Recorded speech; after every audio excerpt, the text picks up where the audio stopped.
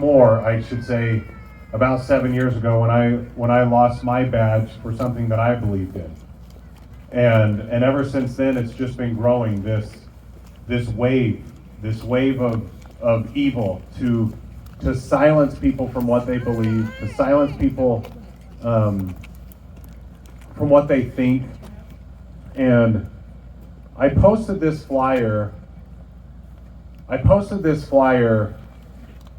for this rally on the Utah Revival, and somebody made a comment that I want to talk about for a second.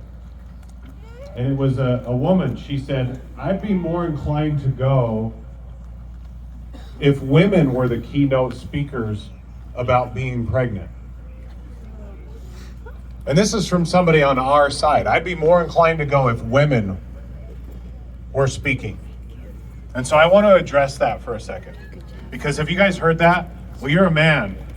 You shouldn't be able to say anything like that. And so because of that response, here are my top 10 reasons why men must be speaking on this topic. Number one, I know this is a tough one, but men, guess what? We're human beings too. Amen.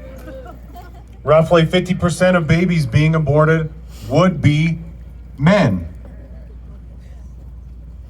So you don't think men should be a voice on this topic?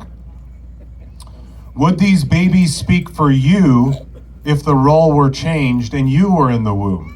Ask yourselves that question. Number two, because voices of fathers matter, especially to their children. Do you know how your children feel about abortion? Does your children know how you feel about abortion and why? Do they understand what's actually happening in the world right now? Are we examples to them? Do they believe that only women should speak on this issue? Number three, men have a duty to protect human beings. And not only a duty, but an obligation. Did God create women to be the only defense when evil occurs? Why are the loud voices of the world trying to silence men on this topic? And by the way, if men can be women and women can be men, then what does it matter if I'm talking today, right? If gender is a social construct, then it shouldn't matter that we all speak, right? Number four, we will be accountable to God for the things that we say and the things that we don't say. And with abortion being the leading worldwide killer that it is, are we silent on this issue? Does it sometimes bother you that we come, how many people live in St. George, roughly, in Washington County? How many people live here? Like, how many people actually live in this county? Do we know? 120. 120,000? 180,000. How many are here today? I got this message from one of my friends who's a heavyweight champ of the world, 4-time heavyweight champion of the world. He's actually vocal about this topic. His name's Evander Holyfield, but he sent me a daily devotional, and because it bothered me. This whole last 2 years of what's been happening, this communist takeover, with this virus and government control, really bothered me. And what's been bothering me is not enough people speaking. And I believe this was an answer to my prayers, because when I look around and I look at you, this is the front line, guys. This is the front line of the battle between good and evil. And so I just want you to know that you are on the front lines right now. And sometimes it might seem like we're losing, right? But here's a devotional that I got. It talked about Gideon's army. So Gideon and his army got up early and went as far as the spring of Herod. The armies of Midian were camped north of them in the valley near the hill. And the Lord said to Gideon, "You have too many warriors with you. If I let all of you fight the Midianites, the Israelites will boast to me that they saved themselves by their own strength." And so what that shows me is that God only uses and has always used a very, very small minority of people to change the tide. And so again, give yourselves a round of applause for being here. You are Gideon's army.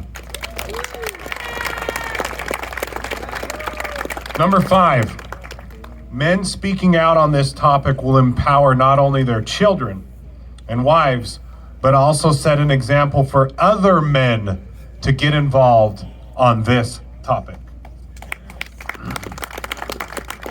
Number 6, both men and women are needed as leaders in any successful movement. Both. They are needed in the family. They're needed in family success. They are both needed in spiritual success.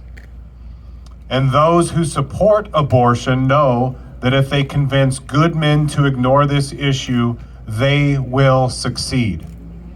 And by the way, don't you think it's ironic that a very, very small political group of men decades ago, men, judges, were the ones that turned this whole thing? Don't you think that's ironic? Men can't be speaking, but we allowed politicians in the Supreme Court decades ago to make this horrendous, horrendous decision. I do find that ironic. Number 7, speaking out for the right of others, including women and children, makes you less selfish and more empathetic of a person. It focuses outward instead of inward, while abortion, in my opinion, is one of the most selfish things our society can be doing. Number 8, God needs your voice. He needs your voice right now, every single one of you. Our voice should be his voice. If God were on earth today, would he address this issue? In fact, he did. Thou shalt not kill.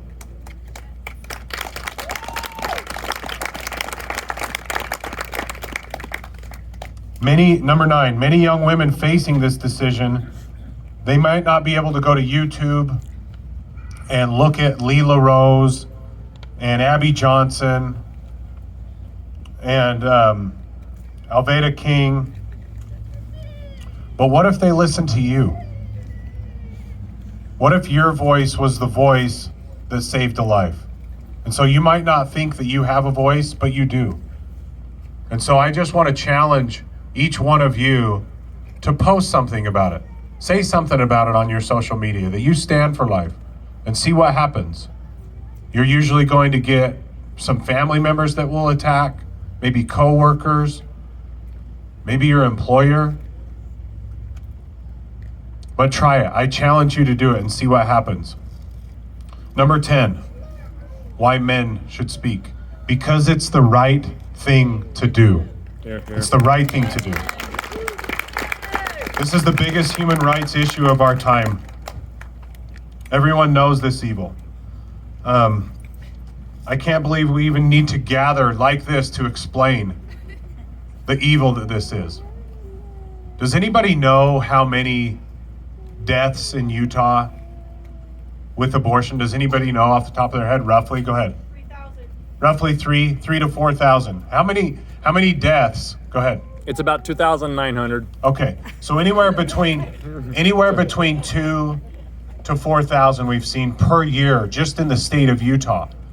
How many people have died, according to the CDC, from coronavirus in the state of Utah since this began? Does anyone know? Just hit 4,000. Just hit 4,000. Okay. How many died How many babies are killed in the United States each year? Does anybody know? Right around 1 million people every single year. How many died of coronavirus in the United States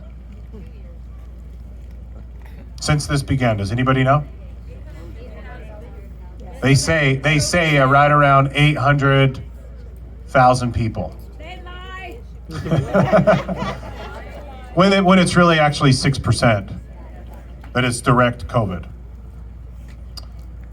Now, how many deaths have they said that coronavirus has killed in 2 years worldwide? Does anybody know? Right around 5 million, which is 6% of that. Did you guys know that in the last 2 years, since coronavirus started, that almost 100 million babies have been killed in the last 2 years worldwide? Did you know that?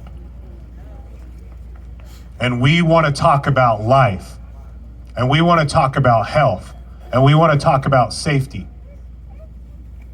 If you're a politician or a leader in the community, in any organization, in any church, and you have not been speaking out against this topic, and all of a sudden now want to jump on social media and talk about life, you have zero credibility to me. Zero credibility. Because this is the topic of our time. This is the topic. And men, I challenge you to speak, because I believe if we can get men's voices along with the women that are fighting, then we can turn this tide. I believe that. How many youth are here under 12 years old? Raise your hand. Raise your hand if you're under 12 years old here. Can you guys come up right here? Anybody who's under 12, can you come up right here? Come on up right here. Come on up, guys. If you're under 12 years old, come on up. Come on up, guys. I'll give you another couple seconds to get up here. Come on up, guys. Can you guys give a round of applause to this youth that are here? These youth stand for life. And one of my daughters is here, Rachel. Rachel, come on up here. Thank you, guys. You can sit back down. I'm going to have my daughter say a few words, Rachel. Rachel's been with me at all these rallies this last little bit. She stood up against unconstitutional mask mandates in her school. So I'm gonna have Rachel say a few words, okay?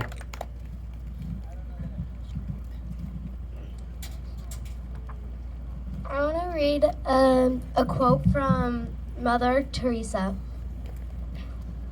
Any country that accepts abortion is not teaching its people to love, but to use a violence to get what it wants. And she also said it was a privilege of poverty to decide that a child must die so that you may live as you wish. I want to testify that God does not like when his children are dying, and we could be doing so much better in America. Yes.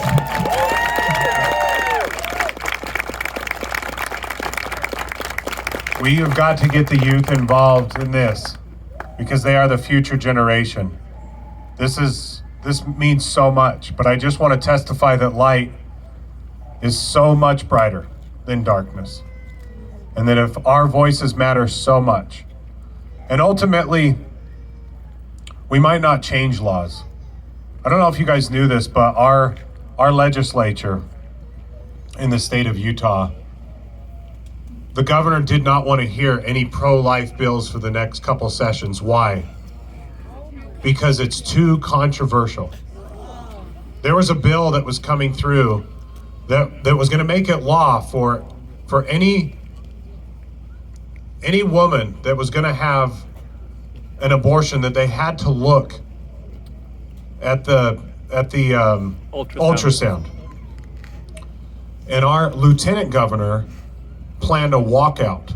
Still has not explained why she planned a walkout when she was a senator on this.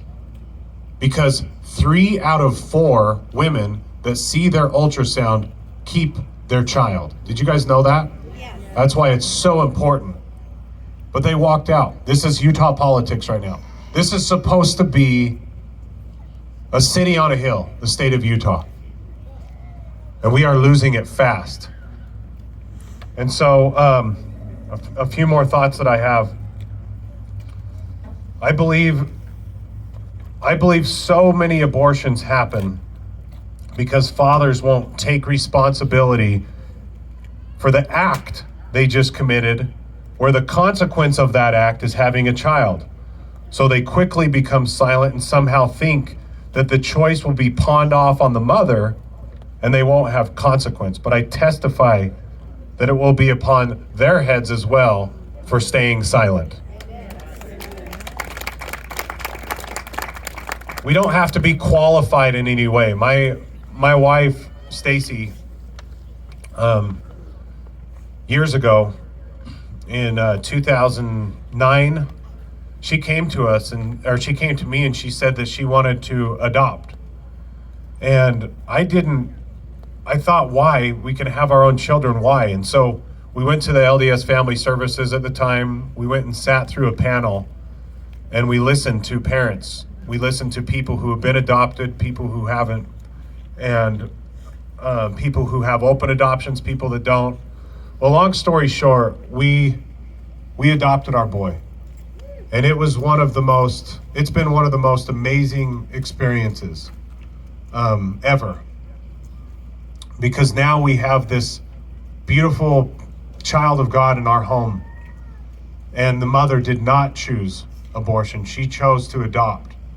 Some of the greatest human beings to ever live. Moses was adopted. Jesus was adopted. And so I pray to God that we can choose life in every situation. And ultimately, like I was saying, I don't know if we stop anything. However, I do believe that God, when we are asked certain questions, he's not going to ask, did we stop it? But he may ask, where did you stand? And so thank you for standing for life today. Thank you for allowing me to come, and God bless America.